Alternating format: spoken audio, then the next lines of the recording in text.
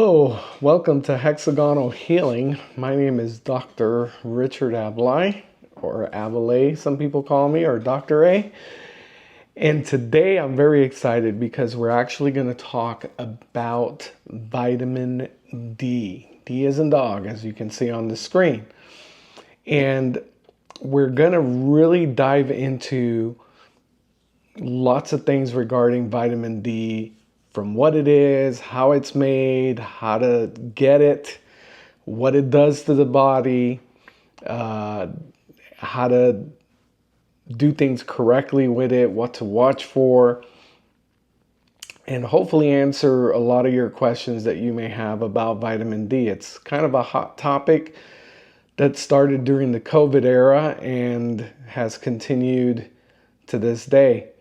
A funny story is I remember 20 years ago talking about vitamin D and telling my patients that it was more than just about bones and teeth, and that possibly it was even a hormone. And now 20 years later, it's become more accepted by the conventional medical community that there's a lot more to vitamin D than we believed before.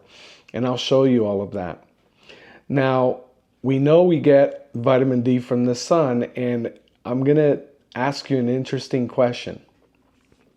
Did you know that your daily shower might be washing away your vitamin D? Yes, you heard that right. The very thing that keeps you clean might also be robbing you of one of the most crucial nutrients for your health. When people tell me what are the supplements I should take, vitamin D is always at the top of the list, especially in this part of the country where I live. Let's break down why vitamin D is so important and how to maximize its benefits. So we're going to dive into this fascinating world of vitamin D. I just love it. And what's interesting about vitamin D is that vitamin D is not just a vitamin. So many of us are deficient in it, and we're going to find out how not to be deficient in it, and also why, and also making sure how you can get enough of it. So stick around. You might be making some common mistakes that are sabotaging your vitamin D levels, and we're here to help you with that. So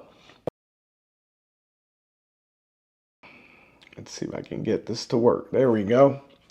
So we already talked about that. So we're gonna do all of that. We talked about that. So most people think of vitamin D as just another vitamin, but in reality, it acts more like a hormone in the body. And here's why. So vitamin D3, or cholecalciferol, is synthesized from cholesterol in the skin when it's exposed to sunlight. In particular, as you can see in this diagram, the UVB as in boy rays. That's important to know because if you use sunscreen, you're blocking vitamin D production because it blocks these rays. So cholesterol will take this 7-dehydrocholesterol, convert it into cholecalciferol, and then in the liver, it converts that to 25-hydroxy vitamin D, or calcidiol, which is the form that is measured in blood tests. Then the kidneys convert it into its active form, calcitriol, which acts as a hormone regulating calcium, immune function, gene expression, a lot of things. So this is the biologically active form. This is the form we measure in blood tests, okay? Now you can get vitamin D2 and D3 from food, but it is primarily sunlight. And that's why so many of us are deficient, and we'll see later on in a future slide why that is the case. So, are you getting enough vitamin D? So studies have found that many people,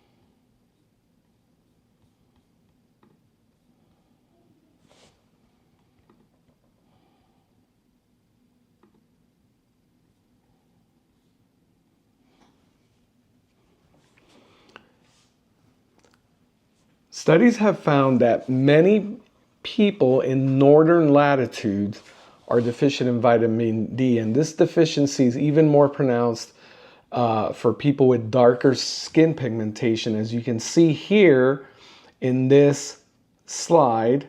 And it may be a little bit difficult because I know my picture-in-picture is covering this bottom stuff, but if you go, you know, the darker you are, the harder it is to produce vitamin D. Okay, so living in the northern latitudes and also being of a darker pigment, melanin in your skin, can make it even harder to have adequate levels of vitamin D. In this slide too, you can see here the dietary sources.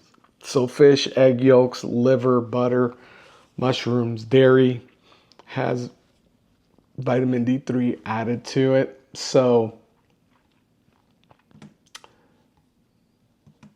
those are some of the things. So UVB rays penetrate the skin, like we said. The best time to get sunlight exposure is from 10 a.m. to 3 p.m. depending on skin type and location. So, like I said, using sunscreen blocks up to 95% of vitamin D production. People with darker skin need 3 to 5 times more sun exposure to produce the same amount of D. And living in northern latitudes above the 37th parallel means less sun exposure during winter months. So here's two images showing the 37th parallel in regards to the United States. So if you can see, if you're living in the lower half of California, the state of Arizona, the state of Nevada, I believe. Is that Nevada? I think, yeah, that's Nevada. I don't know my geography. Oklahoma, Texas, the southern states down here. But if you're north of that, so any of these states north of that, so Colorado, Utah, Kansas, etc. I think that's Missouri, all the way up here, everything north of that 37th parallel. I usually tell my patients you have about 2 months in the year to maximize vitamin D production, July to August. But it could be more than that, but that's usually what I tell them about how hard it is to get vitamin D in these latitudes. And what's funny is the more north you go, the worse it gets. And it's not surprising that in the winter months when Seattle gets hardly any sunlight and has a lot of cloudy, wintry fall and wintry days, seasonal affective disorder increases because vitamin D levels drop. And a lot of people get sun lamps replicating the rays of the sun to make up for that. Now, if you're in Latin America, I have a lot of Latin American followers on the channel and so forth. This is where the 37th parallel is on the other side of the world. So between these areas, pretty good vitamin D production from the sun. Outside of these areas, kind of rough. So why does showering decrease vitamin D levels? Why did I state that? Well, the fact is that vitamin D is synthesized in the skin's oils, and it takes up to 24 hours to fully absorb that oil into the bloodstream. So if you use soap, you remove the skin's natural oils, stripping away the vitamin D before it can be absorbed. So you should wait at least 12 to 24 hours before using soap on sun-exposed areas if you want to maximize your D exposure. I remember going to a lecture where they talked about how they had studied Hawaiian surfers who are out there just with their trunks. Usually they don't really wear wetsuits. They have their trunks on. They're out there all day long. Some of them wear sunscreen, some don't. They are darker melanin, but they found that they were still deficient in vitamin D3, and it was because they were going home right after a day of being out there sweating, salt water, all of that, and taking a shower with soap and water, and the vitamin D3 that they built up throughout the day being outside was just going down, literally going down the drain. So let's talk a little bit about supplementing vitamin D3, because early on when I was recommending D3 and I would go to lectures about D3, we were basically focusing on D3. And in conventional practice, that's really what conventionally they're now doing, is what we did in functional medicine, 20 years ago. And that is just prescribing D3. They used to prescribe D2, which is terrible, as a prescription, vitamin D. But now they're doing D3. I see that more and more of my colleagues, but that's not the correct way to do it. But let's talk a little bit about the supplement side first, and then we'll talk about the correct way to supplement D. So one of the things that's interesting about D, and I tell this to my patients, there are certain supplements that you have to be careful for adulteration.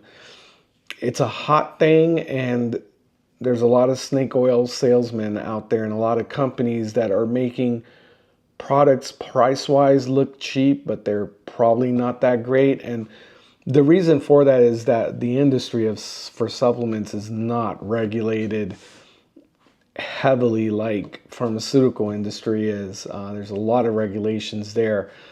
And even then, we have things happen there too, don't we, right? So many vitamin D supplements contain fillers, inaccurate dosages, and contaminants. And there's a third-party testing company called Consumer Labs that has really brought this to surface.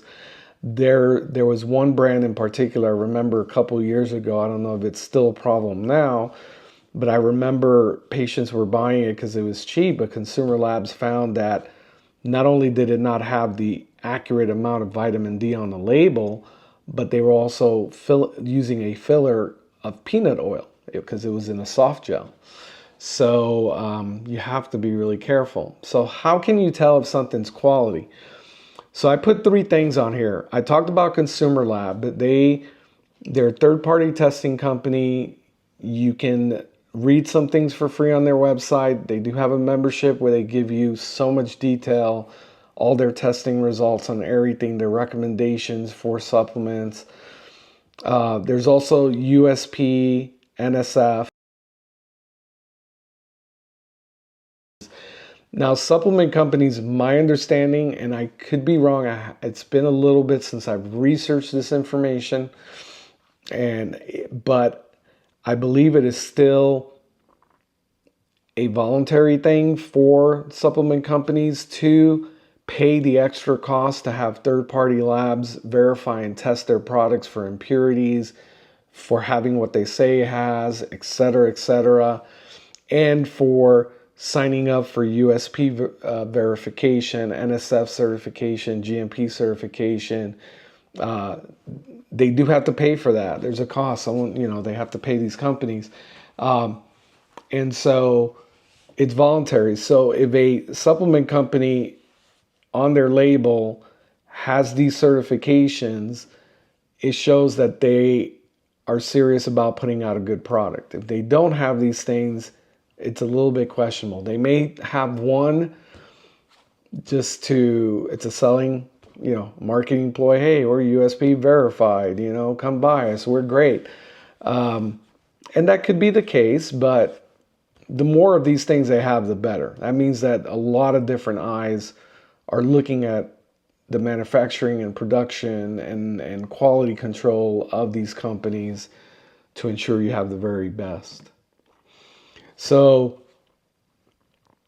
non-certified supplements, they're unverified in their quality. They might have inaccurate labeling, contaminants, no party validation. Certified supplements will have things like NSF. They guarantee the accuracy of their ingredient labeling. They're usually free of contaminants, and they meet the good manufacturing practicing standards, which the pharmaceutical industry practices. Now, mistakes happen. Things happen. Just like in the pharmaceutical industry, you know, we've had drugs recalled from the market or where they weren't available anymore because they found some contaminants in it. So you have to be careful. So the right way to take vitamin D3, you want to check for added K2. So what's the importance of vitamin K2 with vitamin D? So vitamin D helps absorb calcium, but without the vitamin K2, that calcium can end up in the wrong places like your arteries instead of your bones. So what vitamin K2 does is it activates osteocalcin, which directs calcium into bones. Without K2, arterial calcification increases, leading to heart disease. So the solution is to always pair your vitamin D3 with K2, with MK7 form being the best. So here's an example of an actual vitamin D supplement showing that it has D3, the cholecalciferol, and the K2 as menaquinone, MK7. So that's what you're looking for on the label.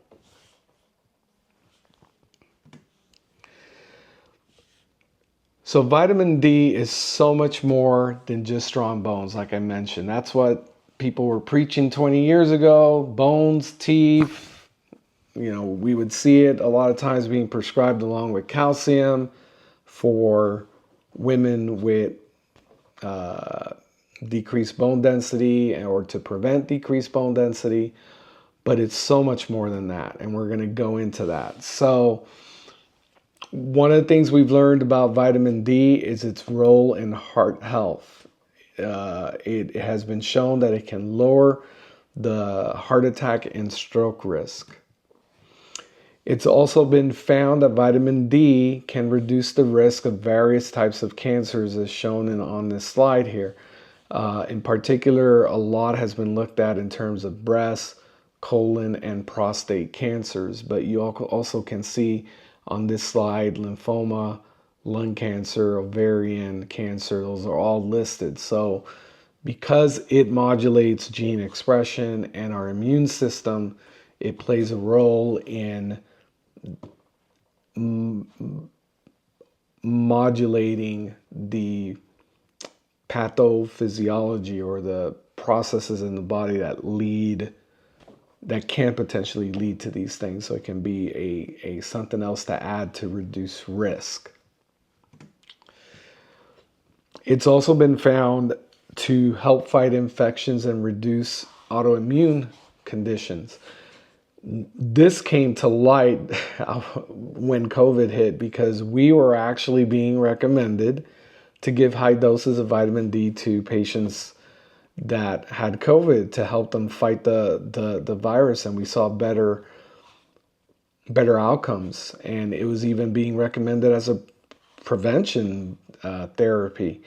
When I was in practice 10, 15 years ago in a purely functional medicine practice, I remember when I had my own functional medicine practice 10, 15 years ago, I remember telling patients, you know, giving them a recipe for preventing the flu that involved high doses of vitamin D3 given at the very first signs that you were feeling ill over a 3-day period, and it would work. It worked. I mean, that's how we fought the swine flu when I was in practice many years ago, and that was a thing. So and also when we had the H1N1 or H2N1 flu variant that was going around at one point.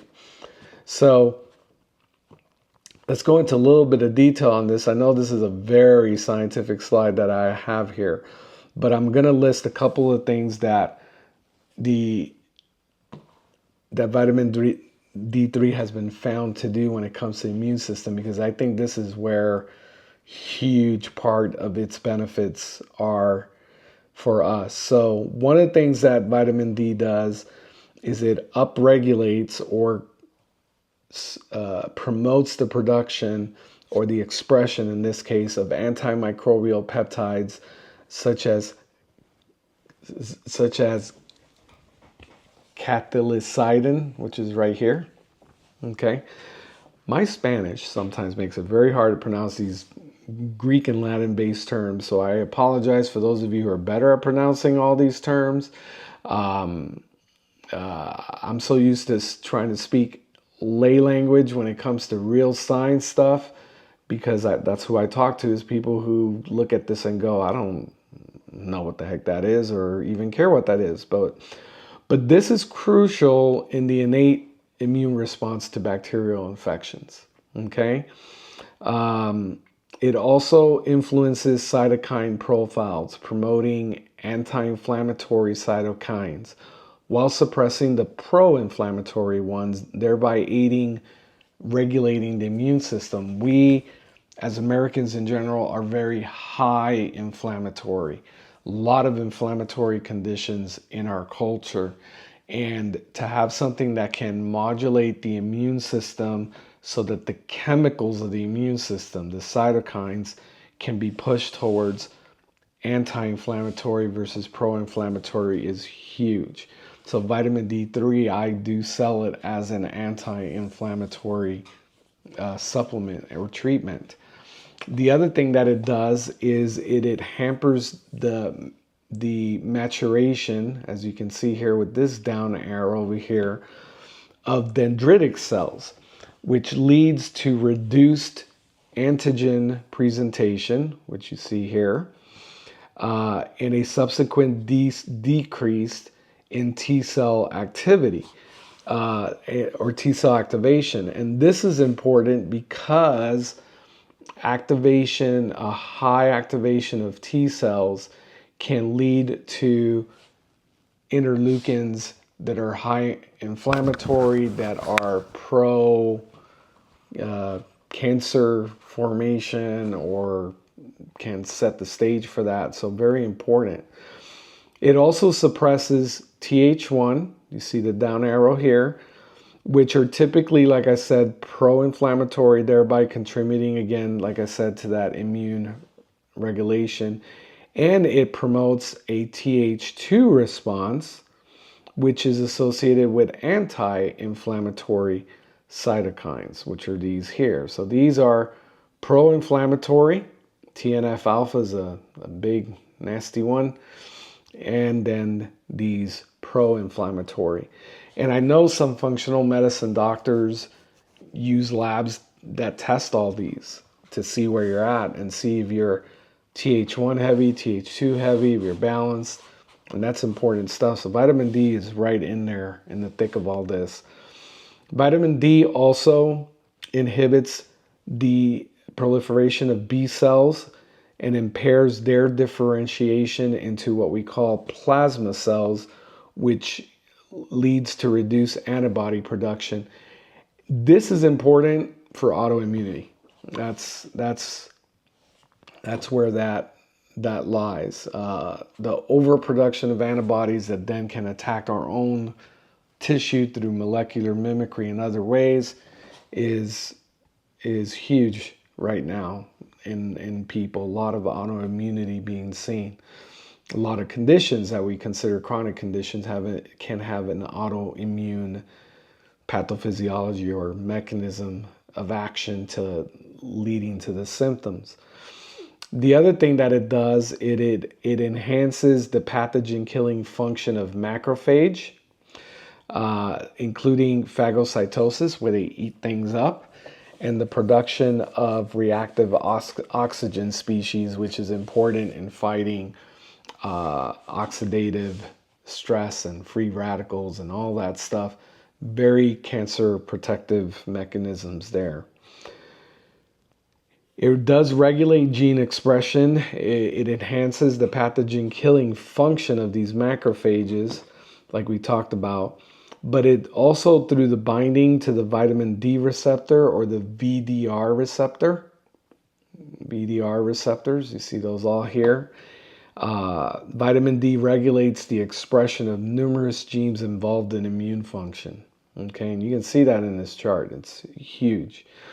Vitamin D also modulates the T cell proliferation or dividing and making more of itself, generally exerting an inhibitory effect, which is essential for preventing excessive immune responses. Again, talking about being very sensitive to food sensitivities, allergic to everything, reacting to everything, autoimmune conditions, etc., etc. So immune regulation, very big, vitamin D. Also, vitamin D is huge for brain health. It's been found, it's been linked to reducing, vitamin D deficiency is a risk factor for Alzheimer's, Parkinson's, and multiple sclerosis.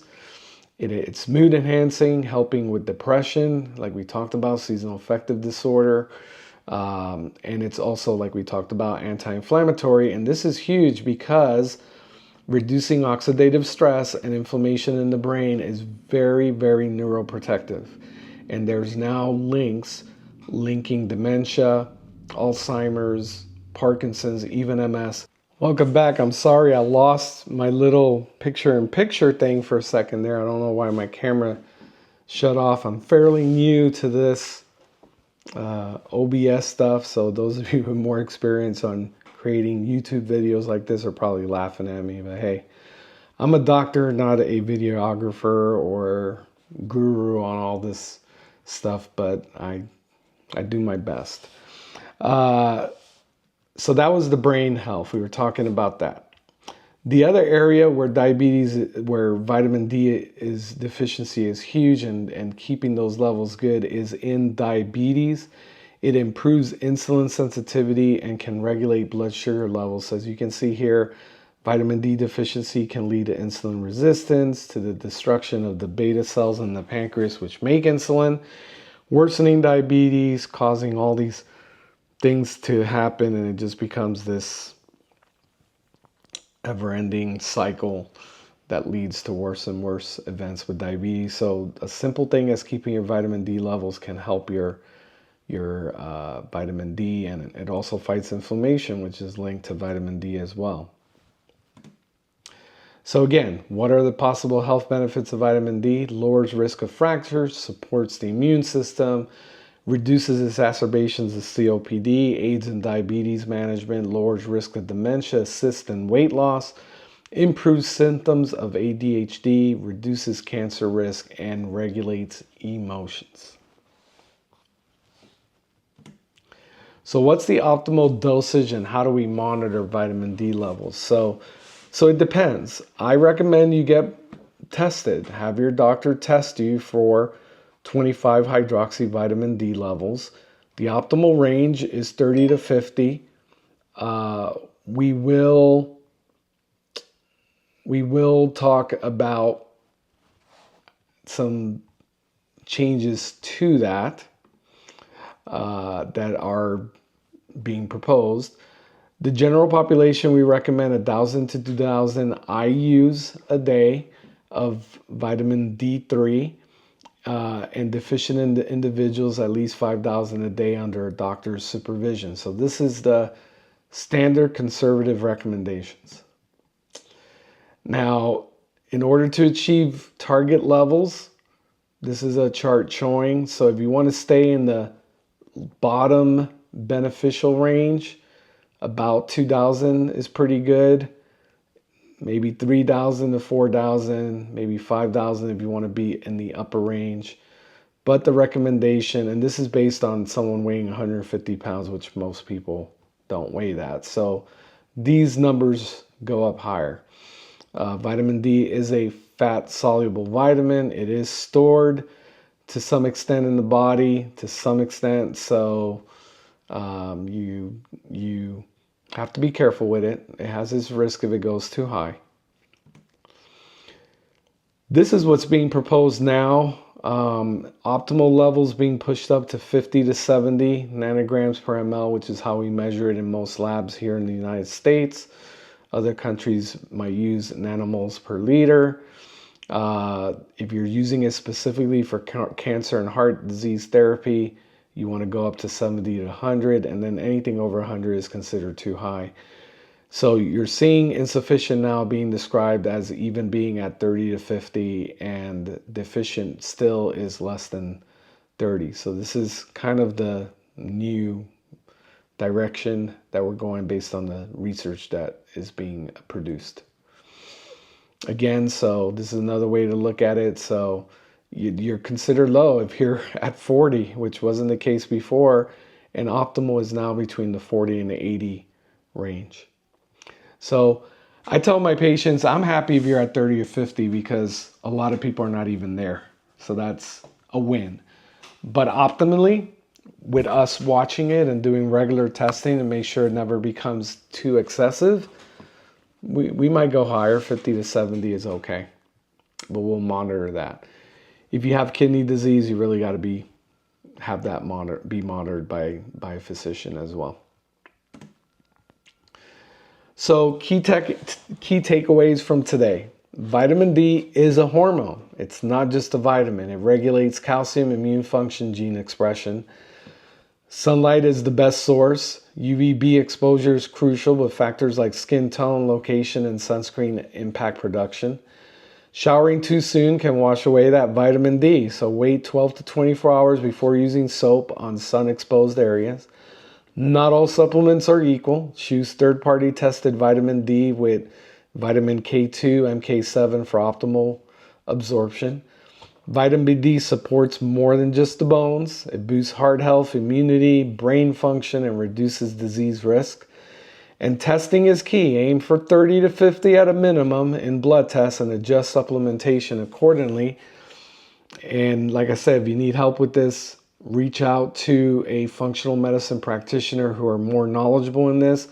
Sometimes my conventional medical colleagues in family practice and so forth are still learning about this and are just using the real conservative numbers. But if you want to be optimal and follow latest research and find a good practitioner you trust in functional medicine who knows this stuff. So actionable steps. So I want you to get sun exposure daily, especially if you're not in that 37th parallel north. If you're in the areas where you've got good sun, between 10 and 3, weather permitting, get out there, get some sun.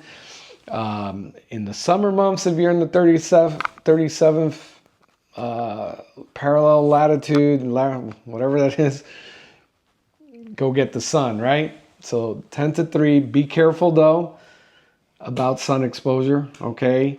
I usually say an hour to 2 max. If you're very, very fair skinned, be really, really careful about that. Wait at least 12 hours before using soap after you've done that. If you're worried about the sun though, and you have risk, sun exposure, then get a good high quality supplement and check supplement labels. Ask your provider for advice.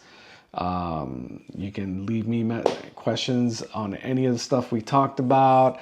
If I misspoke on something, I'm not perfect.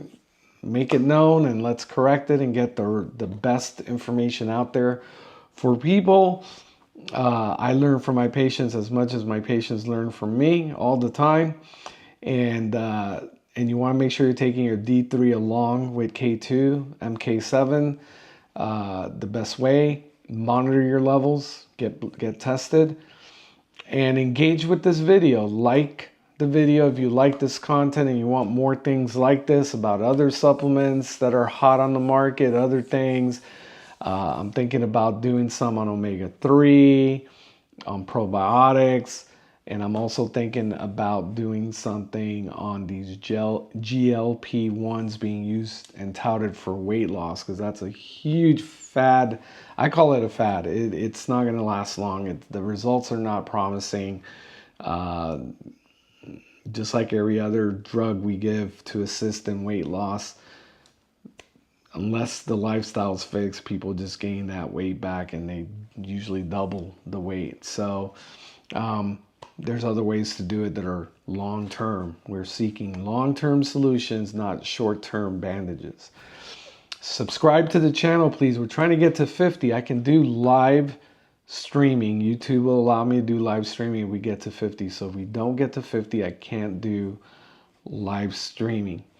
And then comment in the comments, let us know what your D status is and how you're feeling. If you were low and now you're high, share your testimony of, well, not high, but at normal and optimal levels. Share your story with us. I want this to be a community. We all learn from each other. I may be considered an expert, but it's the community as a whole, the collective mind on all these topics that can move us all forward in our journeys. So I want to hear from you guys. I don't get enough comments, and I want more subscribers so we can do lives and do all sorts of really cool things and ideas that I have. So please, don't just watch the video. Like it, subscribe it, share it, comment on it, all of the above. Okay, I'm here for you guys, number one, always. But I need your help. I can't do it alone. So this is a community. Thank you for watching this video. I hope you enjoyed it, and we'll see you in the next one. This is Dr. Aballay with Hexagonal Healing. We'll see you in the next video.